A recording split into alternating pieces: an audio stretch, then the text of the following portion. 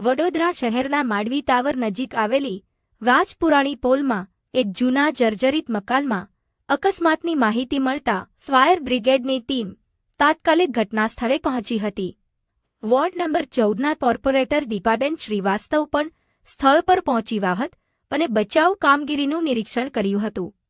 ઉલ્લેખનીય છે કે ગઈ રાત્રે અંબા માતા મંદિર વિસ્તારમાં પણ એક જૂના મકાનનો ભાગ ધરાશાયી થયો હતો. સતત વરસાદને કારણે શહેરમાં જર્જરિત મકાનો જોખમી બન્યા છે. હાલ ફાયર વિભાગ અને વડોદરા મહાનગરપાલિકાની ટીમો સ્થળ પર હાજર છે અને રાહત તથા બચાવ કામગીરી ચાલુ છે.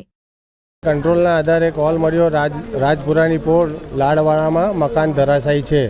અમે અહીંયા આવતા જોયા તો ઉપરની ફર્સ્ટ ફ્લોરની બાલ્કની નીચે તૂટીને પડેલી હતી. કોઈ જાનહાનિ થઈ નહીં. આ રાજપુરાની પોળ લાડવાડા એરિયો જે કહેવાય છે એ એરિયો છે, વોર્ડ નંબર 14 છે અને વોર્ડ નંબર 14ના દરેક ઘરને સુરક્ષિત કરવું અમે ચાર કોર્પોરેટરની જવાબદારી છે. એ બદલ જ્યાં જાણ થશે ત્યાં પહોંચવાના ફૂલ પ્રયાસ રહેશે. જીબીને ઇન્ફોર્મ કરી દેવામાં આવ્યું છે. ફાયર બ્રિગેડની ટીમ આવી ચૂકી છે.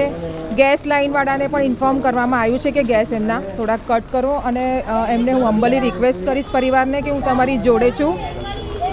પણ આ સંદર્ભમાં રસ્તો બહુ નાનો છે અને અવરજવર બહુ જ થાય છે, તો એક માણસાઈની રીતે અમને કોઓપરેટ કરે અને થોડુંક મૂવ ઓન થઈ જાય એવી મારી રિક્વેસ્ટ છે. જી જો તંત્રને કહેવા કરતાં સૌથી પહેલાં તો પ્રાથમિકતા છે કે હું એ ઘરમાં રહી છું.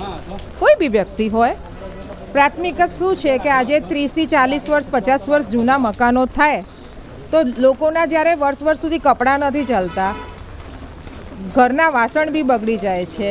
આ તો ઘર છે સાહેબ અને વર્ષો સુધી ચાલે એ અસંભવ છે. આ તો આજકાલ તો સિમેન્ટમાં બી ભેળસેળ આવે છે. તો સારી વાત છે કે આટલા મોડા પડી રહ્યા છે. મળવા ના જોઈએ. આ જોવા જઈએ તો આ આપણી માણસાઈ કહેવાય કે માલિક ખુદ ઘર એટલે જર્જરિત કરીને એક નવેસર બનાવે. પણ પરિસ્થિતિઓ ગત સમયમાં અમુકની રહે છે ને અમુકની નથી રહેતી. હું સહયોગ કરવા જે બી મારા વીએમસીના હદમાં આવતો હશે એઝ અ કોર્પોરેટર હું અહીંયા જ છું ને અહીંયા રહેવાની છું. બધાના જોડે રહીશ. વોર્ડ નંબર 14 મારું છે અને હું એમની છું. મેં આ 5 વર્ષથી કીધું છે અને જોડે રહીશ જ્યાર સુધી મારી શ્વાસમાં શ્વાસ રહેશે.